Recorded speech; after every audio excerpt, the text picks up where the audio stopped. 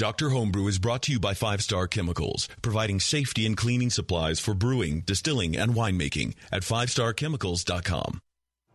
Doctor, look! Stand aside, nurse. I'm Dr. Homebrew. Stand clear.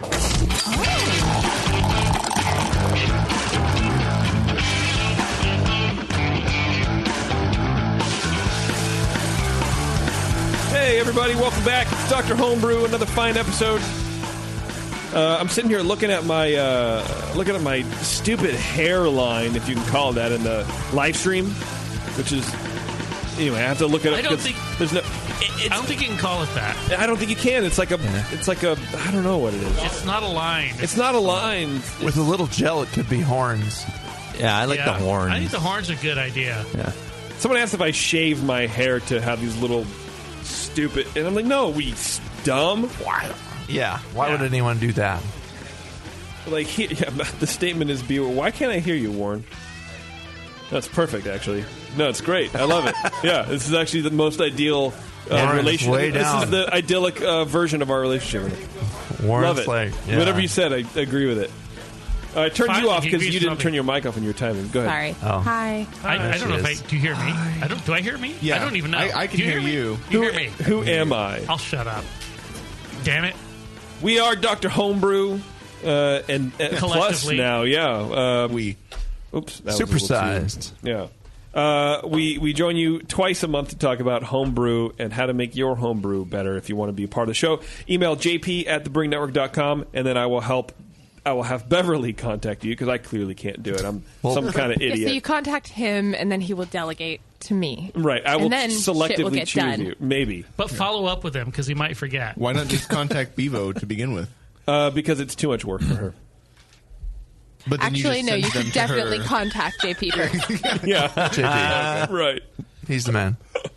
Sometimes the fastest point, to an end point is not a straight line. It goes around me. God, now we're Wow. getting into string theory, huh? Yeah. What was my term that I use now? Liberal free will? Libertarian free will? Libertarian free will. Libertarianal free will. Sure. What does that even mean? I don't Have you know. looked it up since the last show? I haven't binged it yet. I haven't ran it through He the read Bing, it on a the urinal Bing cake, robot. and he's still trying to figure out what it means. Put that in Quit your treading on him, DuckDuckGo guys. and let's see what it is. Yeah, it's not free will. If I do it, it's not free will. Right. It's not of my own free will. You are affecting my free will. Well, if it's not if it's libertarian free will, is it your free will or is it some other libertarians imposing its free will? I don't know. The robot hasn't told me. I don't know. The robot hasn't told you what to think. No. Damn it! I know, right? I guess so it's how not can free I will. know if I have free will if the robot hasn't told me yet? I think somewhere right in there is the definition you're looking for. Yeah, I think so too. You can just know that you don't have free will. Just have faith in that. Just be very strongly convinced that you don't have free will, and then you won't. You Okay. can just float through life like a robot. It'll be fun. Just feel like you've been programmed and be frustrated and angry about it. Like Okay. the chemicals in your brain at this moment are a certain way because they just happen that way, and you can't change that. Can't change it. If I were Can't change listening it. live right now by choice, I would have left. Tune out. Probably, yeah. Yeah, but you kind of have a how should I put this politely? Why start now? A lowered sense of quality about Right. your entertainment. To the loyal few who stayed tuned in, we're getting to the real part of Dr. Homebrew Thank now. you for putting up with the slog. Yeah. We usually talk about homebrew, but this show is going to be all about puppies and kittens. That's what we've always wanted to talk about. Well, we were That'd be talking about amazing. this philosophy podcast on the last show. Right. We're getting there now. Bev's threatening to cut me now. I think Pure I philosophy. the With first a time I dull spoon. probably legitimately insulted her. This show have taste. If you listen to any the last episode, sponsors? she's comparing you to A pair of nudie scissors. cards at Oh, that's Vegas. right. See, Todd reads the underlying 2 weeks ago. Well, things here. I don't know. All I know is if I pulled up a nudie card slid under my hotel room door in Vegas and had a picture of JP with the patchy hair on it, I'd Yeah, you be go. pulling out those scissors and cutting myself too. Yeah, cutting out of your hotel room to My go to misery. the thing, right? My misery, the thing, whatever it is. Yes. Oh. We've got plenty of standard American lager left over from last show's SmackDown, so That's right. we could break that out and just get crazy. Yeah, it's like weeks old, right? Sure. Let's just have one of those free-form podcasts. Oh, look at there you go, the 40 ounce. She got to 40. Oh, Why is right. most That of it just gone? happened. Why is most of it gone now, Bev? She held it above her head and then smashed it on the ground. Yeah, some for the homies. Yeah. There's only one person here with free will. She's in the booth. Her I free can will participate or not. I can turn my headphones on or off. That's awesome. You're doing great at that thing, by the way. Do we have sponsors in this I'm show? sorry, what? Huh? Exactly. Sponsors? We do have sponsors, Brian. Thank I you wanna very know much. about them, please. The main sponsor of the show, this brings you this in every episode of Dr. Homebrew, 5-Star Chemicals. You can go to 5starchemicals.com. You know 5-Star, they do PBW, Star San, all that kind of cleaning and sanitizing stuff so you can not only ferment in proper conditions, but also bottle and keg in proper conditions, too. You clean that thing, you sanitize that thing, and then nothing will be in there except You can clean get beer. the brown, grungy gunk off of your kettle that you left sitting there Yeah. 3 weeks ago. And You've seen my kettles. All Take right. a little PB dub to that, and there you go. Oh, that stuff is amazing, man. And those carboys that have just been like left with the yeast cake sitting on the bottom, and you open Seen it up. my carboys, yeah. It smells like tires and rubber and It nastiness. really does, man. That stuff is nasty. But yeah, PBW will clean that stuff right up. So check them out. Support our sponsor, 5-Star Chemicals. You go to 5starchemicals.com. Like I said, if your local homebrew shop does not have 5-Star, then what are you doing shopping there, first of all? But then, if you like the people or whatever, ask them to stock 5-Star. It's the best. They're the best cleaning and sanitizing chemicals. And you can go and talk to those people at NHC and stuff if you have questions. They will be there. Yes. Like, I had some serious questions once. I had a little incident where I had a little too much Star San in my keg due to some reverse flow issues with temperature differentials. No, you're getting and older. it just kind of happened that I got a little Star San in my beer in the keg. So What'd they say? That was fine. Don't worry about that's it. okay. Yeah. It's all right. It's all okay. I've done that too, man. I put It increased your volume. Yeah. There you go. It's a little lighter than I wanted, but more it still beer. tasted good. Yeah. I actually had some sucked back into a carboy, Yeah. and it was cold enough. It didn't mix or anything. And so I was able just to siphon off that top Yeah. layer. It was fine. What I did was I had a blow off, and I had a pitcher full of Star San. That's exactly what happened And to then me. I crash chilled my beer, Yes. and it started a reverse flow going That's on. what and I happened was to like, me. Oh Yeah. my! Yeah. But better that than water, because water would have just mixed together. Yeah. But for me, at least, it stratified. And And nothing's going to get in there either. So I was like, well, it didn't hurt the beer. It still fine. tasted good. It didn't. It was just water in that thing. It would have had some bugs floating around, and the beer would have gone bad. But Yeah. it didn't. no, it was Stay great. good. I mean, I guess the yeast just kind of breaks down the stuff that's in there, and it's fine. I mean, I didn't drink large amounts of it at once, but I kind of just, I shared it with friends. Drink a large Right. amount. Yeah. I got alcohol poisoning. Got a nice essentially. buzz from that Star Yeah. San. No, but they were super upfront about it, and they knew what was going on behind it. Well, they're no dummies. That's I mean, cool. they know what happens. It's just the nature of using that product, and Good so. support.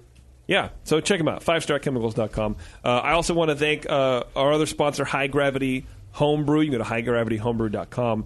They are a very nice and very long-standing equipment and ingredient supplier, nice little homebrew shop.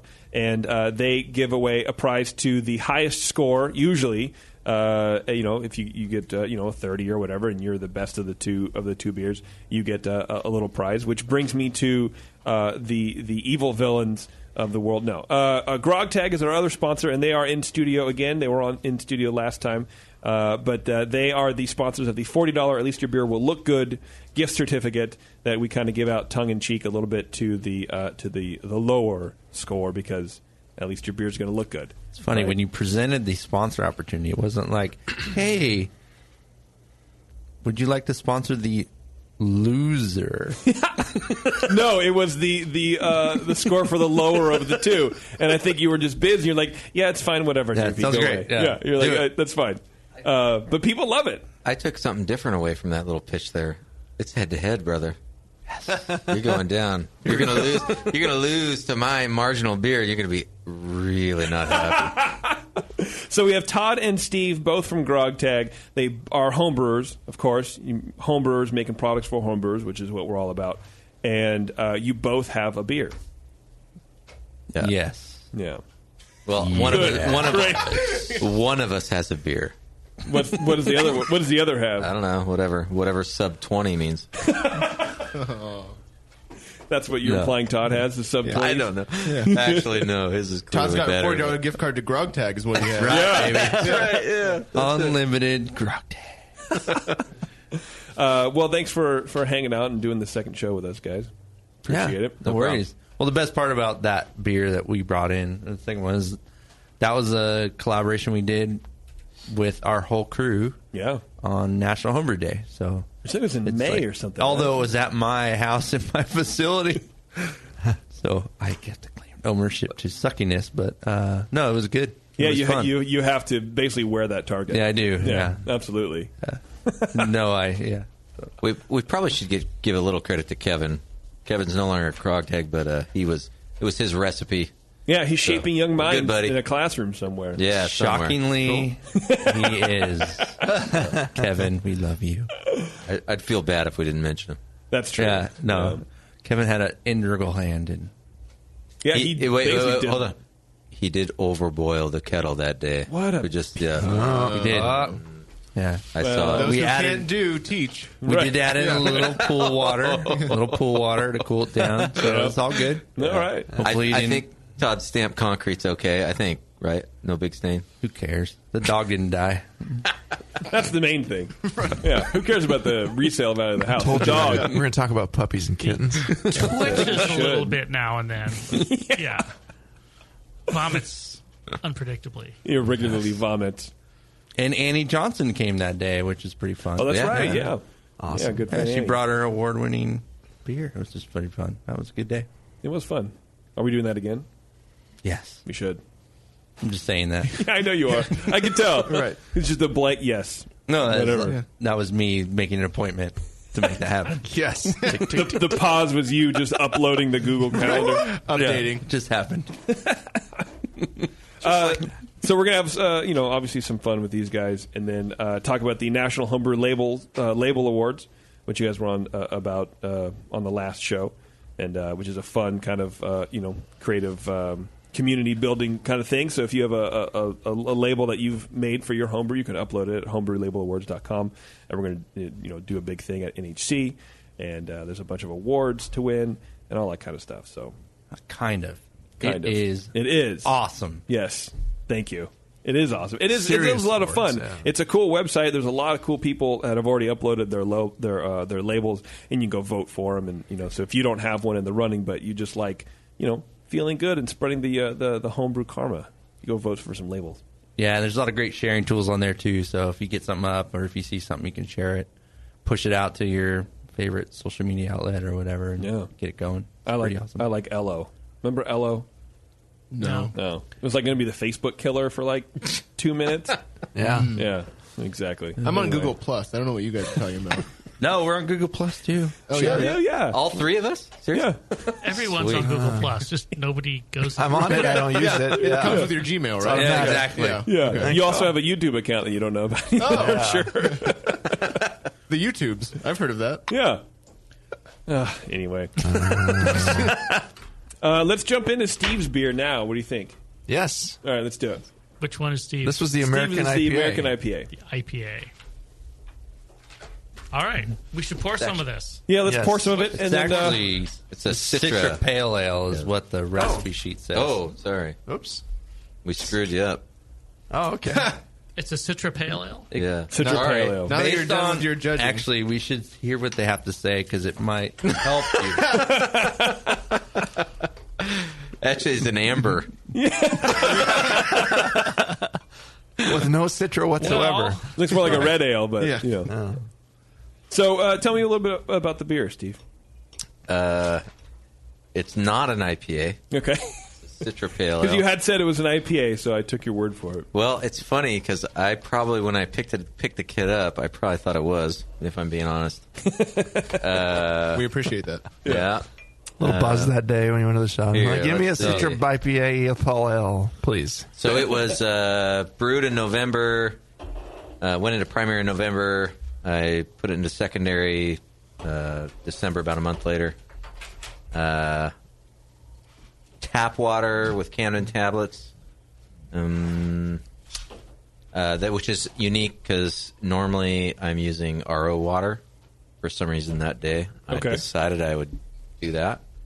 That probably affected it. And You're I don't- automatically assuming that it's bad. well, Right. I don't know, man.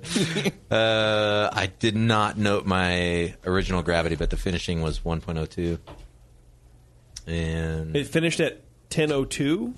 That can't be right. Or 1.02, 1020, right? 1020. 1.0.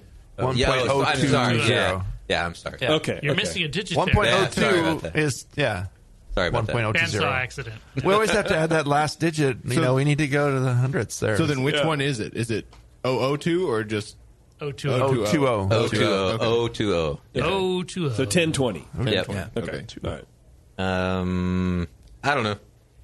It's an extract kit, Okay.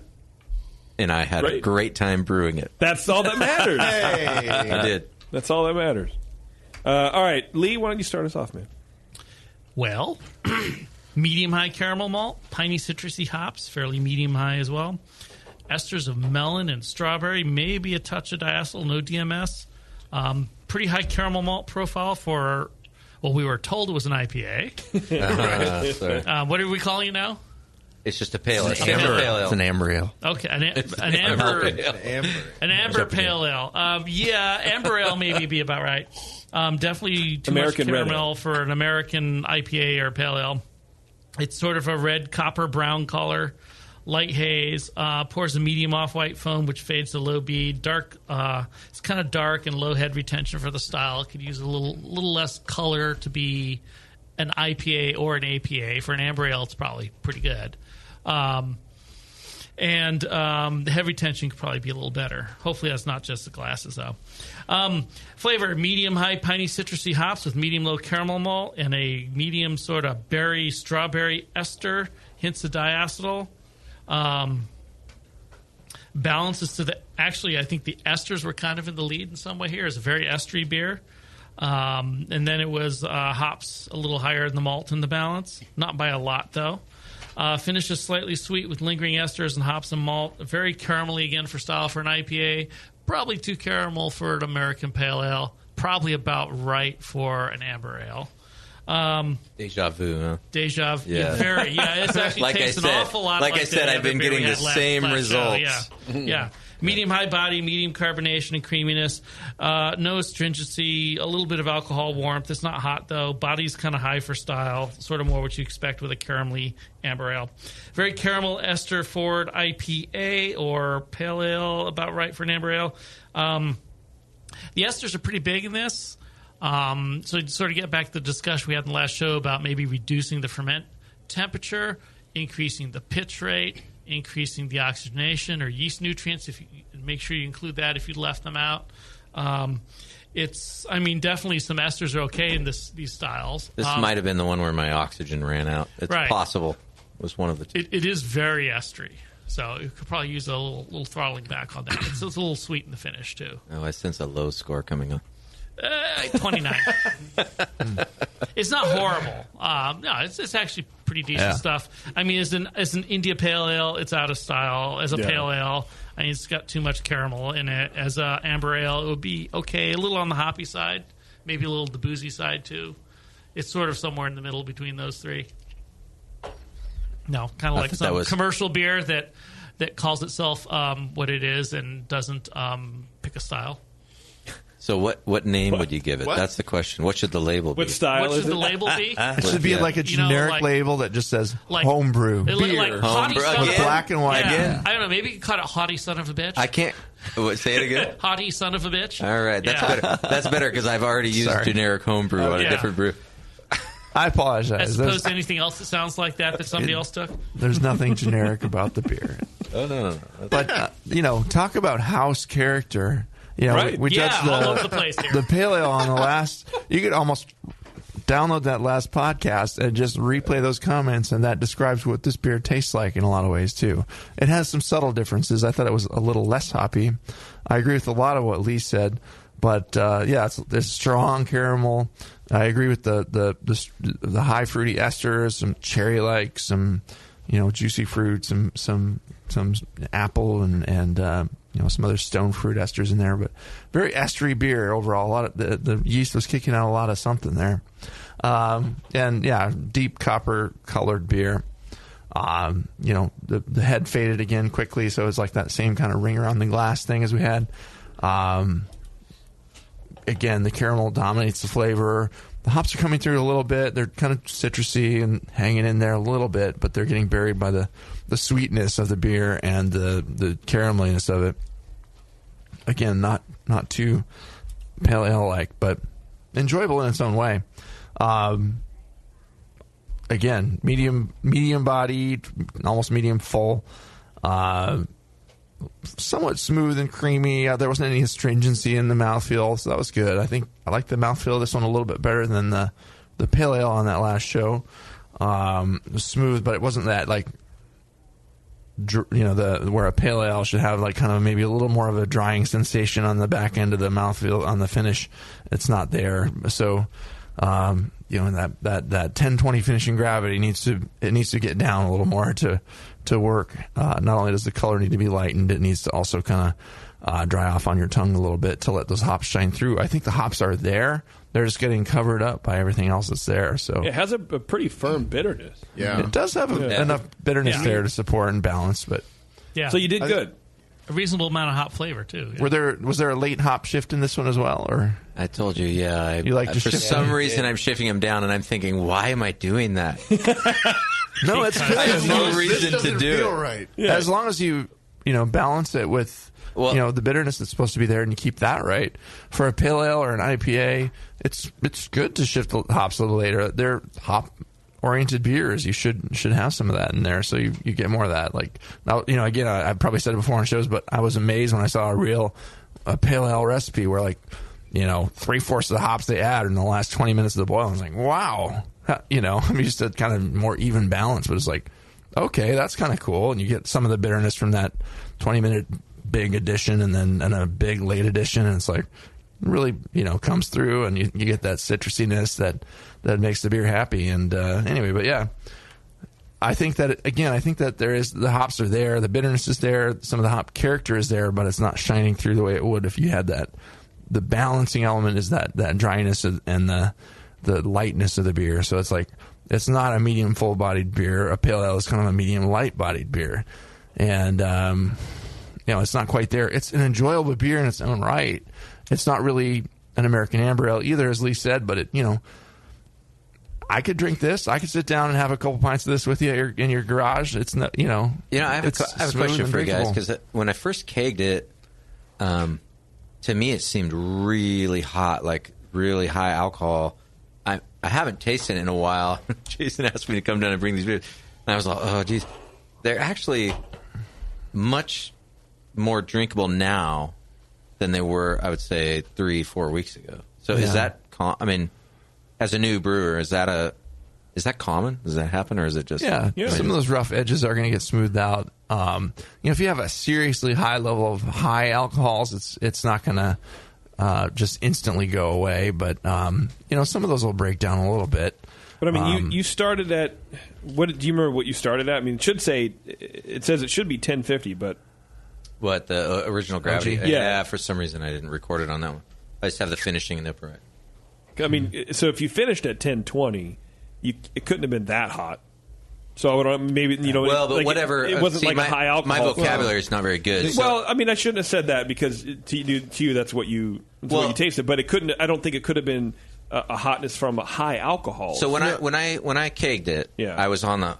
I got on the net and I'm like, astringency or high alcohol. Those were the things that seemed to be. I was like, what is it? I was trying to figure out what it was. Right. I don't have the vocabulary to. But something was. It wasn't bitterness. It was like a solventy hotness. Yeah, kind of some form of solventy. And now when I drink it now, and it could be the 4 beers I've had before this. I don't really think so. It's actually a little better now. Yeah. I don't know. It's interesting because it was, in my opinion, undrinkable. That's why I brought it down to. Yeah, it could be a fermentation. Right. Fusel alcohols and high alcohols, kind of as they're kind of interchangeably called, doesn't necessarily mean that it's a high gravity beer like big ABV. Right. It can be. It's a yeast stress can cause them to pump out these other kind of different alcohols besides ethanol that have these offensive flavors, and it's not something that happens at a certain alcohol content. It's just the yeast health and fermentation progress. But do they actually break down over time? Yeah. They will. Huh? Yeah, and over time, especially if the beer is exposed to oxygen, they'll oxidize and kind of esterize a little bit, and so that can kind of contribute a little bit to like kind of how intense the esters are in this beer.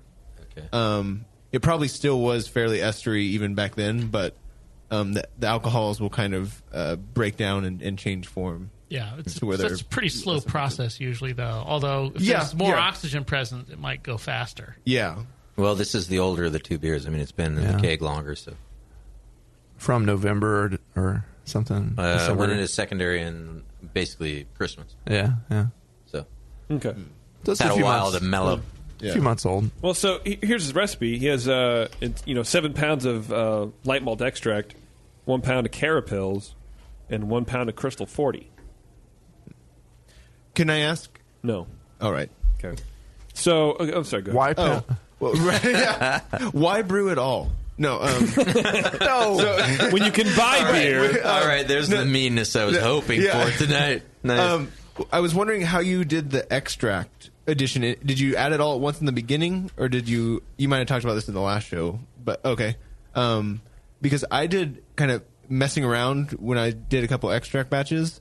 I figured I'll try to reduce the darkening of the wort by adding all of the extract at the end of the boil, because you can add hops whenever, and so I added hops right into plain water, and the bitterness was so harsh that the beer was just undrinkable, and it has to do with the pH of the water, because malt will lower the pH, and that affects the isomerization, absorption of all the hop oils and everything, and so.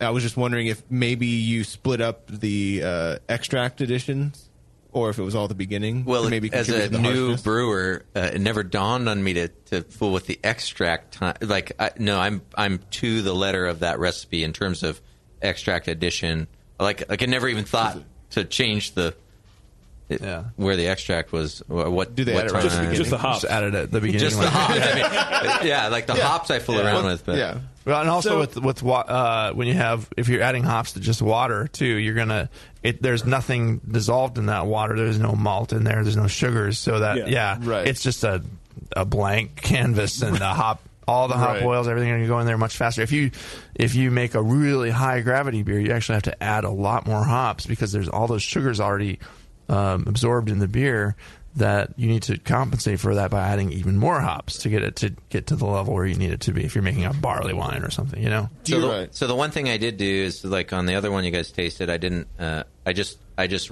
pushed the late hop additions a little later in time, right?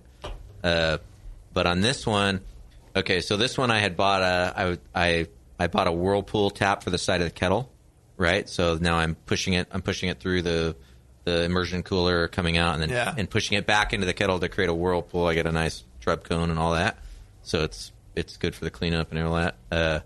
But I actually did a whirlpool addition, so it was actually after flame out, above 180 degrees for 30 minutes as it cooled. So when it hit, like I think it was 190 or whatever, I started to seriously cool it. So if there's anything weird that I did in this, that would be it. No, I think that's probably great. And adding your hops and letting them whirlpool for a while after flame out is a good way to get some nice hop character in your beer.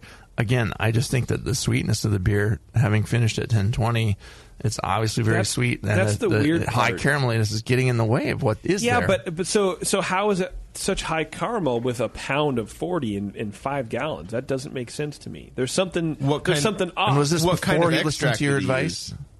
Oh, this is another thing with my advice. This is a kit. Yeah, This is another kit. So Was it a pale extract or an amber extract? light malt Kit extract. says light malt. Oh. we can't even blame Is that what you JP. use?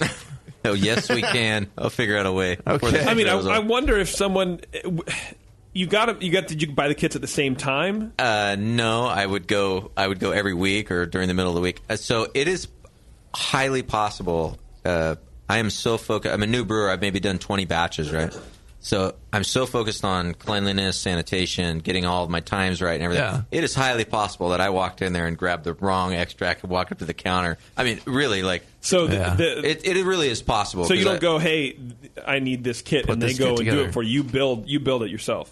Well, I've done it enough now where the guy doesn't need to help me, but Okay. I still am so focused on so many things. I'm just saying that it is possible I screwed up and did something just that simple. And, some encouragement. Obviously, you are focused on the cleanliness of the beer. It's not, there's no big, bad flaws sticking out in the beer. No. Yeah, some of them are maybe a little warming, and you can work on your fermentation temperatures and the yeast pitches to smooth that out. It sounds like, I think this one, I remember you said on the last show your pitch was a little higher, that one, and before that you maybe only pitched one vial, or I don't know if you did a starter on this one. Yeah, I did a starter. Okay, on this well that should have been fine for a pale ale. So, but yeah, you just want to pitch a big healthy yeast starter, as we always say. And okay, but this one I did take pretty good notes. So but you are doing some good stuff. This is the only one of all the recipes I've done. I have a note at the bottom. It says slow start. So it took 2 days to kick in. So it's possible I just didn't get something it. with those yeast, they weren't happy, and that's probably why you got all the esters and maybe some of the alcohol cut character to it. They starter or no, if it takes 2 days to get going, something's wrong. All right. Well, if I drink too much and get too drunk to say thanks for the encouragement, because I literally between the last show I was talking to Todd, I really am excited to go brew again because I was like, okay, I'm not as far off as I thought I was, and now I have some things to go back and try. Right? Yeah, because you're because I was stuck. I was a little stuck because I was like, I don't know what variables to change. Like your ferment. Yeah. It's fun to be at that stage and just absorb information. Join in with other brewers and brew sessions and just brew together. And you do it that way. Why do you do it that way? And they'll explain something to you, and it's just like, oh, that makes total sense. And you can adapt and absorb information and make it your own. And Well, if I suck at brewing it, I've learned everything from Todd. And at least your beer looks good. That's right. At least I really. Except for what you got from JP. Right. Yeah. Your sanitation is good. Right. There's nothing funky, like a wild yeast or whatever. So it's just process, which is easily changed. Process. That's good because you told me last time to throw out half my equipment, and I did that. Good. Good. I did. Some good advice. Don't you remember? You showed up and poached it out of his dumpster. I still don't understand how it got so dark. Unless JP said to me, he said, well, if it's good coming out of the carboy and it's bad in the keg, it's got to be this stuff in between. Throw it out. Yeah. And it's your transfer hosing or something, man, right? Which I have all new transfer hosing and siphon now. There you go. That's good. You got to replace that stuff once in a while. Yeah. But how do I still want to figure out the. Did you boil it darkness. like crazy? Yeah, it's the same. I brewed these 2 beers were within 2 weeks of each other. And so. his extracts was going to be a little darker than you might have thought. Still, that's really dark. I wouldn't guess that. 5% of what kind of caramel? Crystal 40. Yeah, that is really dark. 1 pound. Yeah, I'm 1 doing pound. something. I think I'm just overboiling it. Maybe I am scorching a little on the bottom. But I don't see a lot of residue on the bottom. Taste scorched. No, I think if it was 105 scorched, you would gallons? pick up a smoky flavor. Yeah. That's not there. Okay. It's not that. It wouldn't get that at 40. No. Well, like I said, it's possible if maybe I picked the wrong extract up. Okay. Because they have them all together. They're labeled not terribly well. Right. And if the guy there put him in the wrong, had one in the wrong thing, and I just was going there twice a week. I put 2 pounds of caramel coloring in my beer instead of caramel malt. Is that going to be okay?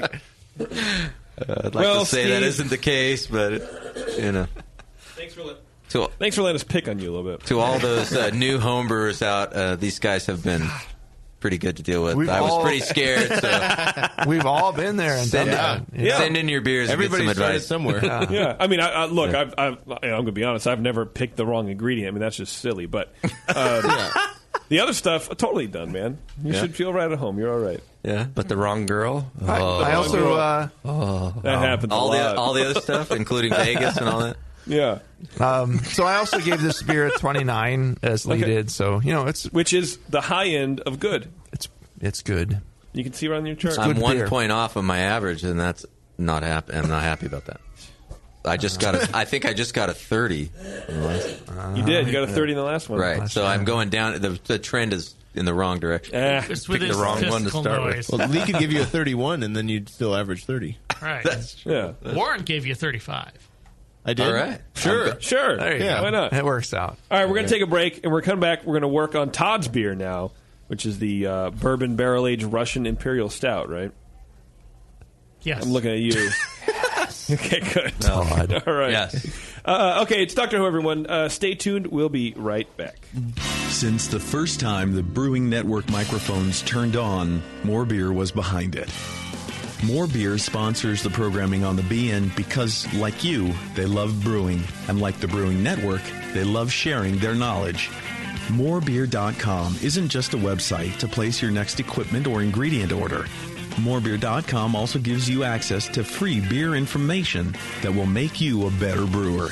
Go to morebeer.com and click into the Learning Center. You'll find podcasts, technical facts, video tutorials, and more, including access to The Buzz, More Beer's social network of more than 5,000 members. And some of them might even be crazier about beer than you are. Get over to morebeer.com today and take advantage of The Buzz, the forum, the Learning Center, and make sure you're signed up to receive the newest More Beer catalog.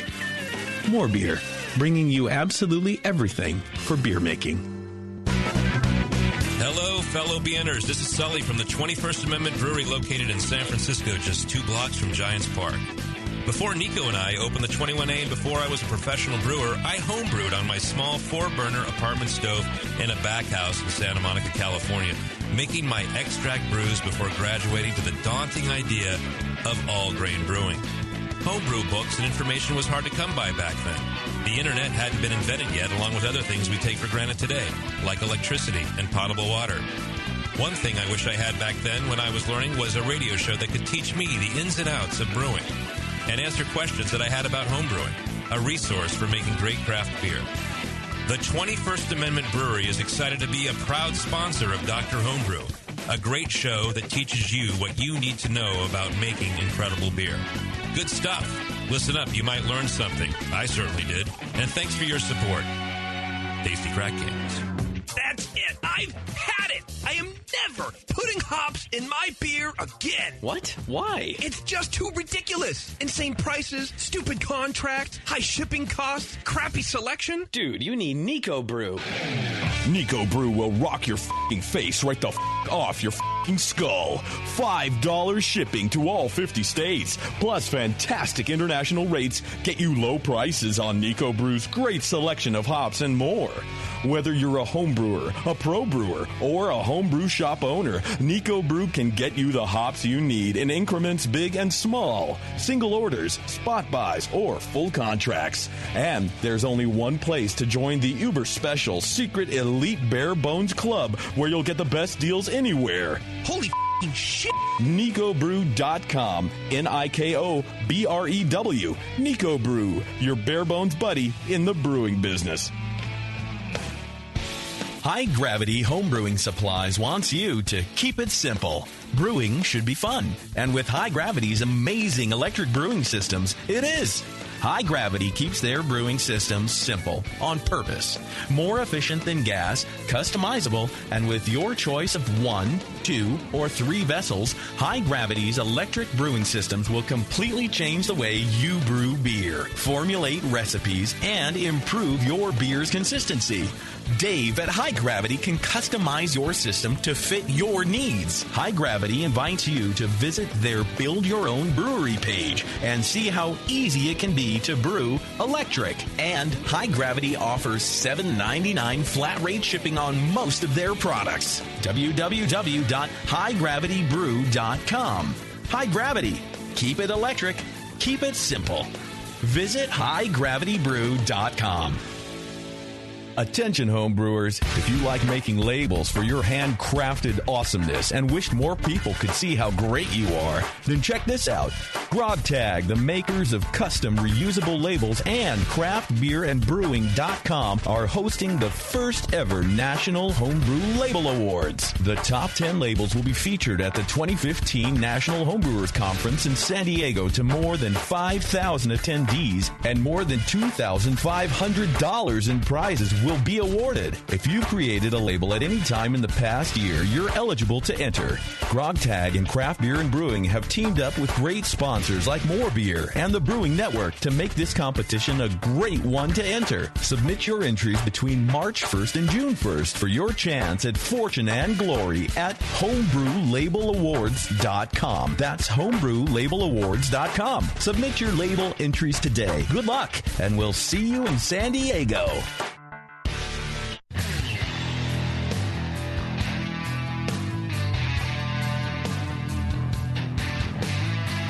Now, back to the examination.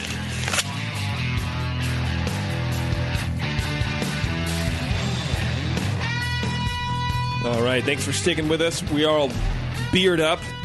Not bearded up. Sorry, too. Ben.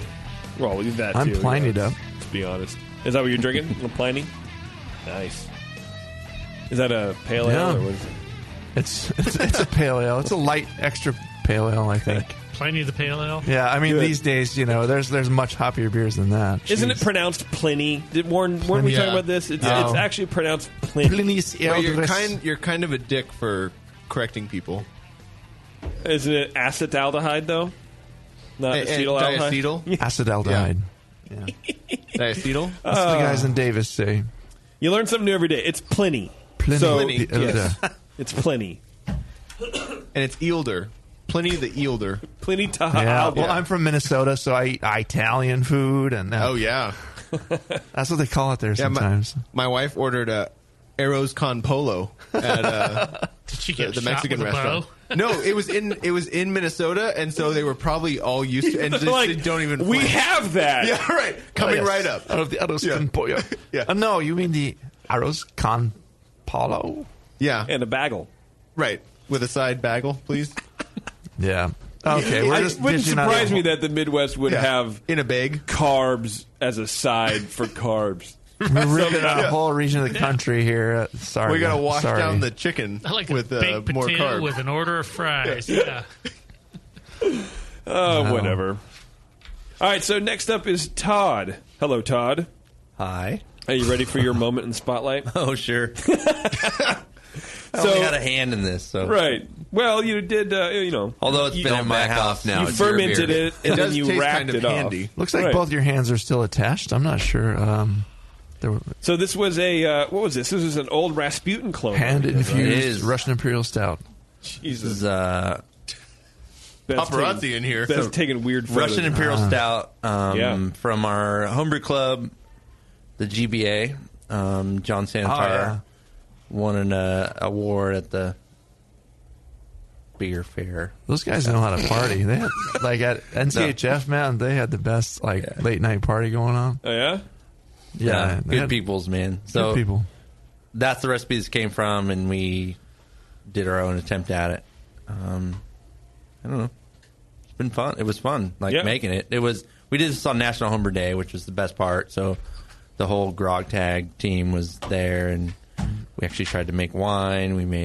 We had 3 or 4 different things happening. There's a lot brewing. Yeah. So We should force you guys to taste the wine that's still in the barrel. it's not even in a barrel. I don't know. It's in a bucket. I don't know. Plastic bucket. We should force you. Oh, that's not good. Great. Yeah. Yeah. It's not Sounds good. great. You're It's making not- vinegar. It sounds like it's Love it. you're Yeah. transitioning all the way through. Now, was this an all grain beer or was it an all grain project? Yes. Yeah. All grain.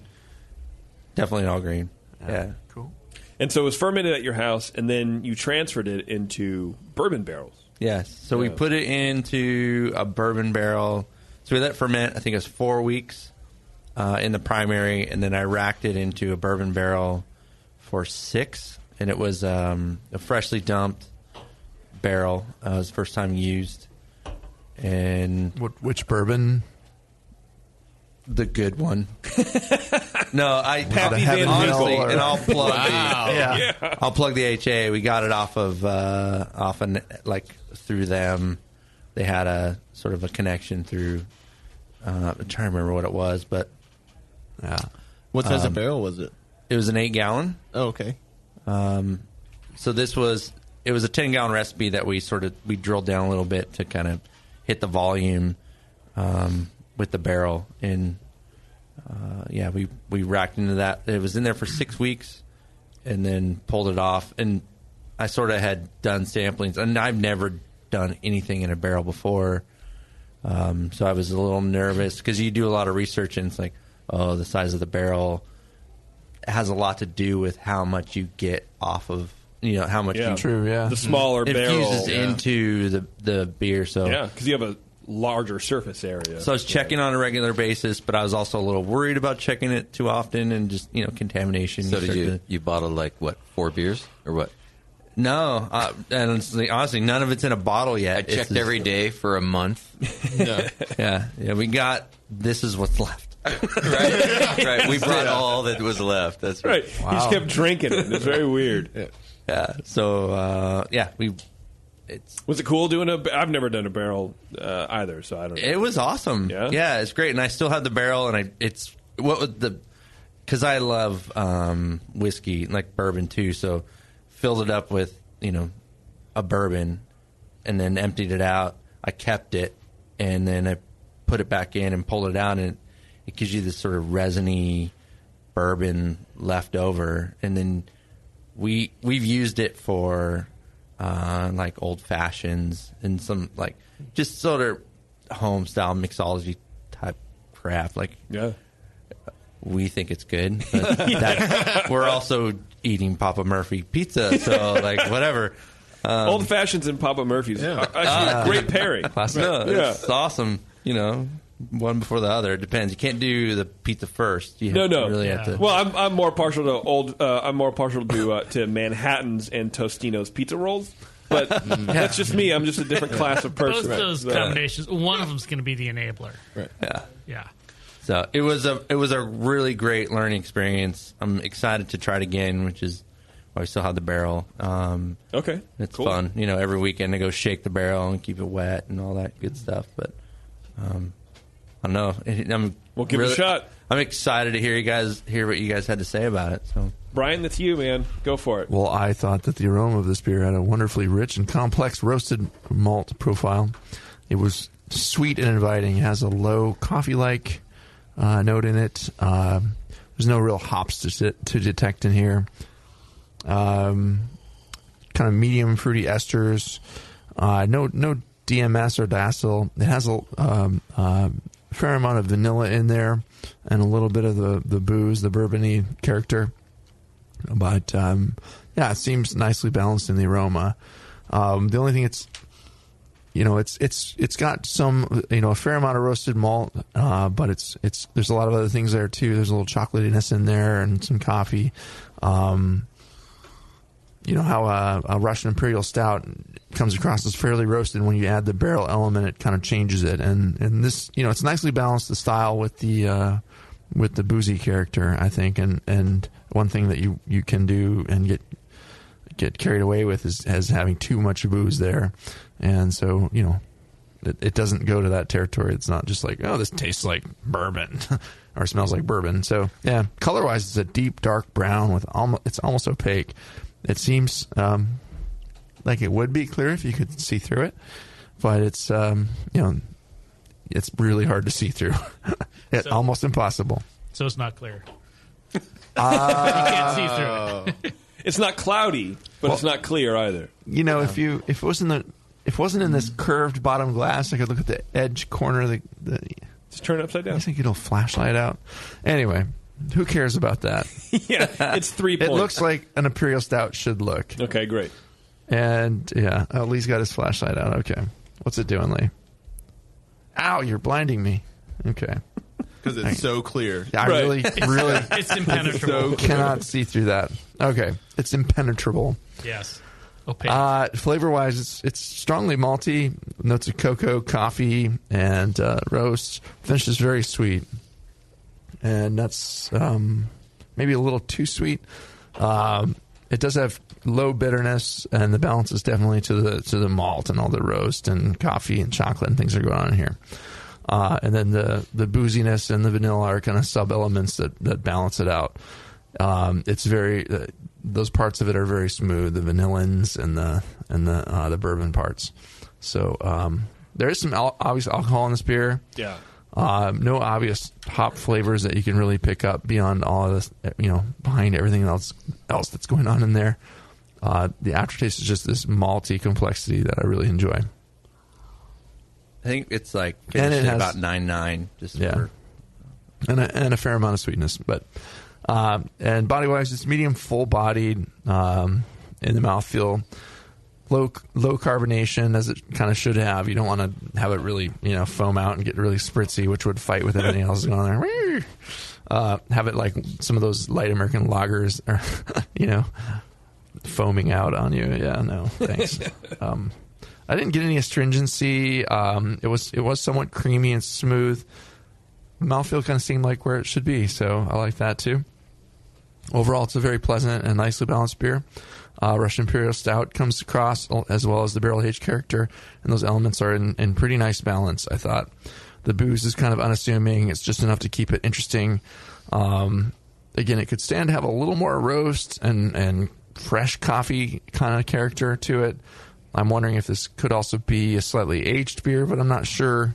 But I appreciate it as it is. It could just be a sweet version, and the sweetness is kind of fighting against that the roastiness in there. But I gave it a 39. I really, really enjoyed the beer. When did you brew that, Todd? We brewed it in May last year. Nice. So it's almost a year. 10 months, and it's been chilling out of the barrel for 7.5 months. How long was it in the barrel? A couple months, 6 right? weeks. 6 weeks. 6 weeks. Nicely done. Thank you. So what you said 28, right? Oh, yeah. I forgot. 39. He hasn't been to Excellent the bank to see if that check cashed or not. So, yeah. All right, Lee. Yeah, I agree with most of what Brian said. It's kind of a coffee cocoa alcohol aroma, a little bit of a barrel sort of bourbon vanilla wood aroma in there as well. No hops coming across the nose. The alcohol is mostly clean, a little bit of a spicy edge to it. Some esters, a little bit of fig and raisin in there, and some hints of roses, which might be it's kind of what Warren was talking about earlier. Roses. Some of those fusels will sometimes convert to esters, and you'll get a rose-like character. So I got a little bit of that in there, which is kind of nice. Appearance, it is opaque. It is black or dark brown, very, very dark brown if you want to say it's brown. Pours a very low head, which fades. It disappears immediately. You could use a little head, but, in some of these old barrel-aged stouts, you're not going to get much of that. It just kind of goes away. Flavor, sweet caramel cocoa malt, some lingering dark roast malt flavors, raisin cherry esters fairly high, no hop flavor. Bitter just enough to support, but the balance is really very much to the malt and to sweet. It finishes quite sweet. Lingering caramel, coffee, a little bit of ashy roast, low bourbon vanilla flavor, some wood sugars. It's a nice subtle sort of barrel support in there, but it's a very sweet beer. That's sweet to the point where I think it's almost kind of masking some of the malt character at some points. It's a little overpowering with sweetness. Medium high body, medium low carbonation, medium creaminess, notable clean alcohol warmth, not astringent, a little drying maybe from the roasts. Leaves some lingering sweet, sticky feeling on the lips and the palate from the sugar that's in there. Overall, dark, malty RAS, good subtleties from and balance with the bourbon barrel. Very sweet. Sweetness kind of overwhelms the beer. Needs a little more either complete ferment if that was the issue, or a lower mash temperature. Some or whatever method you need to, I think, bring the sweetness down a bit. Other than that, I thought it was pretty good. I gave it a 34. It's good beer. It could be a little less sweet. Great. Thank you. Sweet, sweet, sweet. Yeah. Do you remember what it finished at? Oh, you said 9 percentage. I don't think it finished below 20. I think it was. I'd be surprised if it did. Yeah. Beer like this. I think it was in the 24 to 26 range, from what I remember. But didn't bring that. I just brought my beer. We're fine with that. Yeah. Thanks for sharing. No, it's good stuff. If it was a 29 or a 30 and you only brought your beer, we'd have some words. But it does feel like something you want to pour over, like vanilla ice cream. Like maybe reduce it a little bit or something. Yeah, I don't know. That would bring the bittering out too. But yeah. One thought I had maybe if you are kind of stuck with the fermentation and it's kind of in the mid 20s, maybe try leaving it in the barrel a little bit longer, because in my limited experience with bourbon barrel aging, the bourbon flavor is in the beer real quick, almost immediately, because that's liquid, and so it's just going to instantly mix. Right. It takes a lot longer for the oak vanillins and even especially the oak tannins to really get in the beer. And so that comes in after, at least when you're aging in a full-size, like 60-gallon, 50-gallon barrel, that takes pretty much 2 months before it starts to make itself known. Yeah. And so, granted, in a smaller barrel, it'll happen faster, but maybe even if you had left it in 8 weeks or 10 weeks, even the tannins that might have been absorbed in might help somewhat fight the sweetness. I still have the barrel. I'll put it back in. I don't know that it would necessarily one whole fix bottle it completely, right? Because it finished so high, but it could help next time. No, that's a good point. Yeah, no, Warren's totally on that. I mean, I've done a lot of different barrel projects with various groups of people, and what I've always find is you want to shoot for a beer that's a little sweeter and richer than you want it to be, because the booze and the wood are going to dry it out. Yeah. Yeah. So maybe a little bit more time would bring out, like you said, more of those tannins, more of that. The booze is going to come in a few days. Yeah. But And you more of the get tannins and the wood a sort little of of that profile kind of to dry it leathery out. feel in the mouthfeel from the wood. And I don't think Lee or either one of us picked up a lot of like, oh, this has a ton of oak character in it. It's it's very pleasant. Their background for the is most part. smooth. It's nice. It's mostly a light booze with the beer style, and it balances nicely. But not a lot of wood. I totally agree with what Warren said. I've always wanted to play with at More Beer. They sell tannins for wine. Even dry tannins and things to boost body. And I wonder how stuff like that would work in beer. Grape tannin, or it's a grape tannin, but they've also in the wine industry they've neutralized chestnut. Weren't we playing it with cider? Different woods they have. Chestnut's one of them. I mean, you can even get oak tannins kind of isolated. And so you can get liquid tannins that you can just add. Yeah, and they also have specifically the product is Booster Rouge, which is supposed to like boost body in red wines, and they have it for white wines too. I've always been curious about playing with that kind of stuff. So I wonder if you can't leave it in the barrel for whatever reason, or you pull it out and you go, oh well, that was a mistake. I don't want to put it back in. I wonder if you could pick up some wine tannins, like grape tannin or these chestnut tannins or whatever, and then add that to kind of give it some sort of, I don't know, robustness. It would definitely be worth trying. Yeah, I don't know if grape tannin would necessarily get you where you need to go. No, but the source kind of does impact the kind of flavor and contribution of the tannin. But or you could if you could get a wood tannin, you could just get a little dropper and drop it in a glass and swirl around and see what it does. Or put some wood cubes in the fermenter.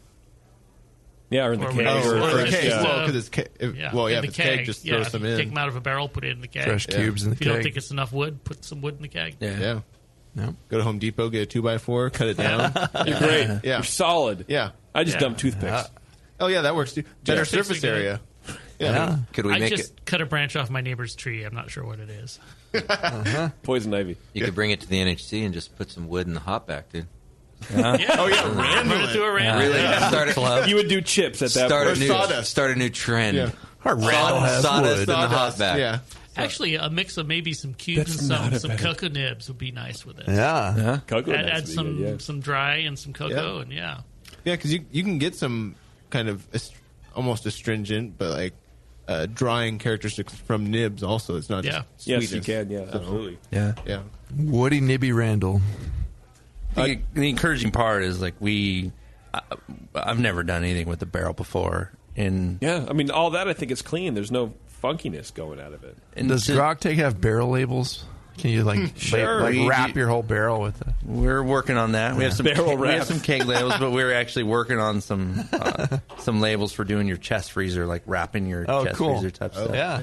How about some giant shrink wrap stuff? We'll just Yep. No. Not good. Sorry. I apologize. Yeah. How dare you voice an opinion? Shrink wrap your head.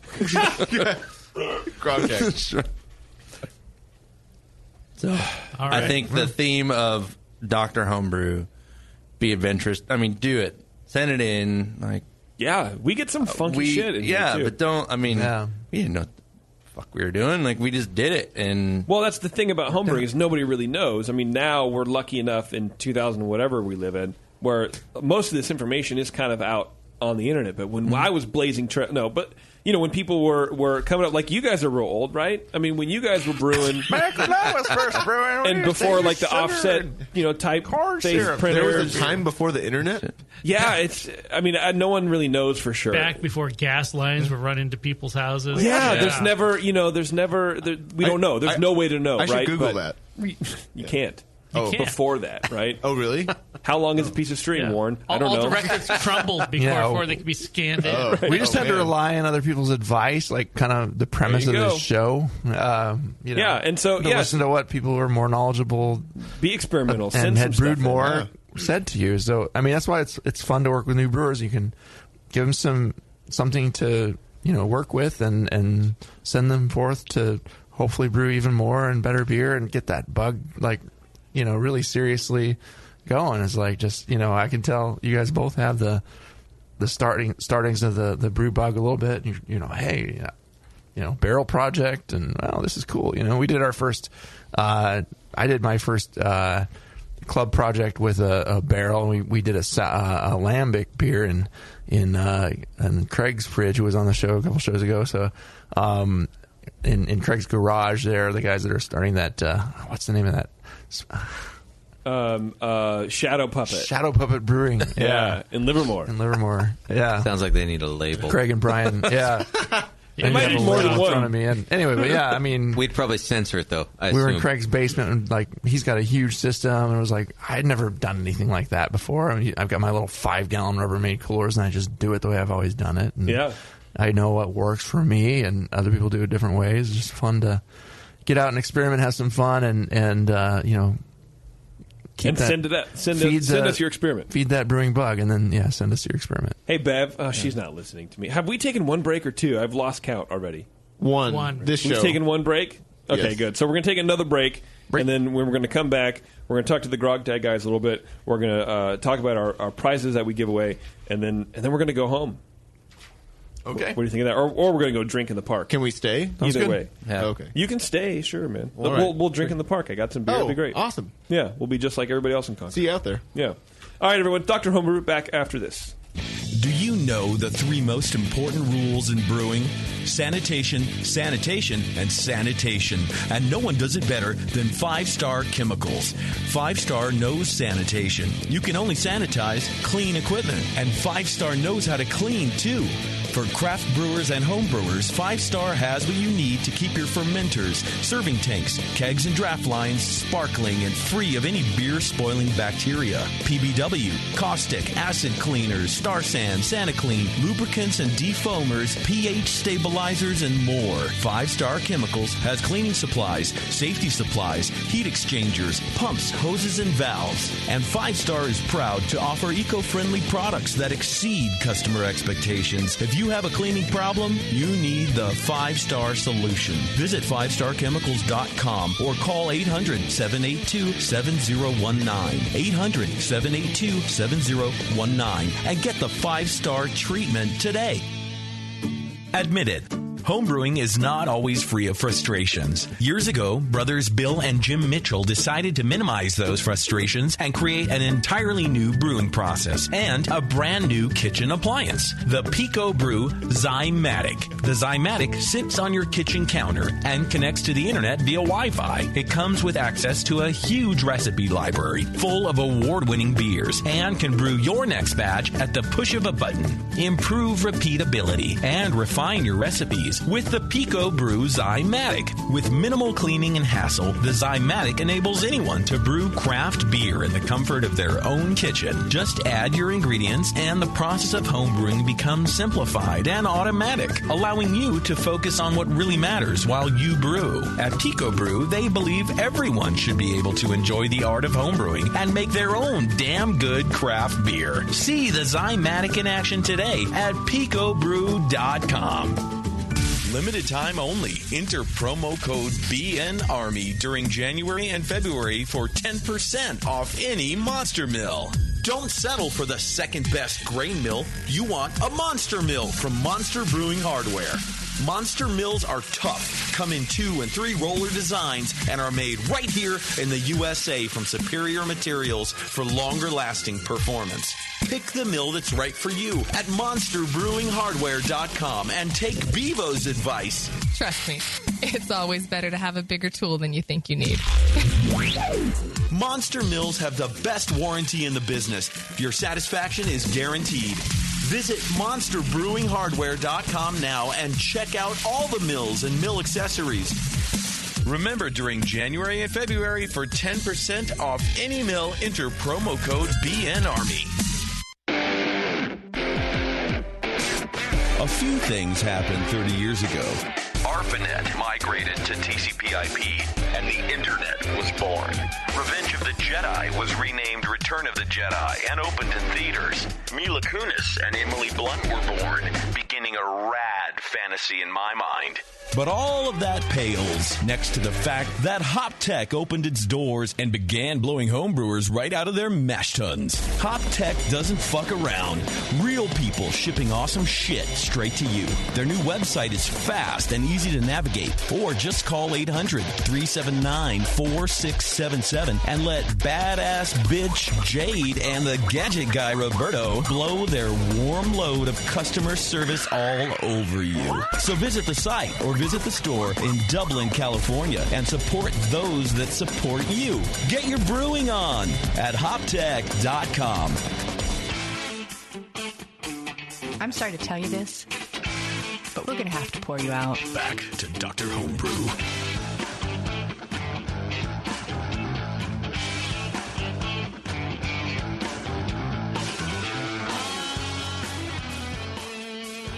All right, everyone, thanks for sticking with us. We're at the tail end here of Dr. Homebrew, hanging out with Todd and Steve from GrogTag. And speaking of GrogTag, so, we have the $40 GrogTag, At Least Your Beer Will Look Good gift certificate, which I think the winner is Steve. Yeah. At least your beer will look good. At least your beer will look good, Steve. Yeah, I'm the graphic designer, though. My beer already looks good. Todd needs a label. I won't design it for him.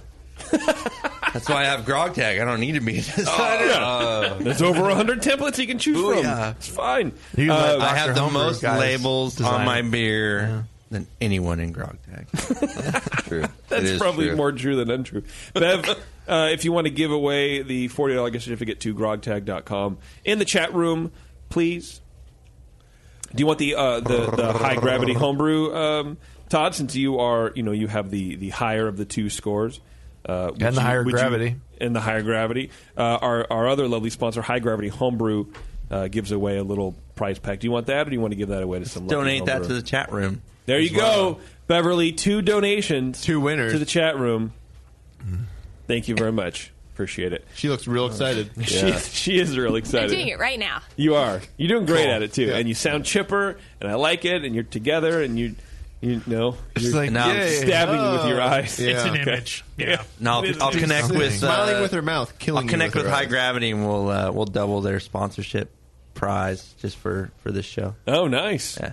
Awesome. So connect with them and hook up and make that happen. Let's do it. So super proud. They're nice people. Desiree there. Desiree rocks, man. Yeah, she's good. Todd's drunk. Todd's super drunk. I'm not drunk. I'm just happy. high on alcohol. We're staying at your house tonight. Perfect. I got 2 guest rooms. Where's the Tuckeria? Yeah, just right over there. I think they're open till midnight, so we'll get you out of here shortly. But let's talk real fast about the National Homebrew Labels. National Homebrew Label Awards. You want me to go first? You want to go? Go for it. Do it. Yeah. Do it. No. What? Okay. National Homebrew Label Awards. Yes, sir. So go to homebrewlabelawards.com. Yeah. Upload your label. Doesn't have to be a GrogTag. This is open for anybody. We have $2,500 in prizes to the best label. What are our at this awards? point $2,500? But what are our awards? We have what are the 4 categories? Come on. We have the grand prize. You see what I'm talking about? No, I don't know what you're asking. Yeah, the grand prize, the fan favorite. I thought it was a trick question. There's the grand prize. Okay. Yeah. There is the runner-up. That's the second place. First loser. Yeah. Then there is the people's choice. So Fan favorite. everyone, the fan favorite, everyone go and vote for your labels. And then we have a top 10 for honorable mentions. So there's a total of 13 different total categories. Awards that are going to go out. We have some awesome prizes coming in from our sponsors so far, and you can see them on the website. And there's more sponsors joining every week now as we sort of get rolling because this is the first year of the event. So that prize package, it's going to get bigger and bigger. We have way more than $2,500 sort of coming out which is great. Yeah.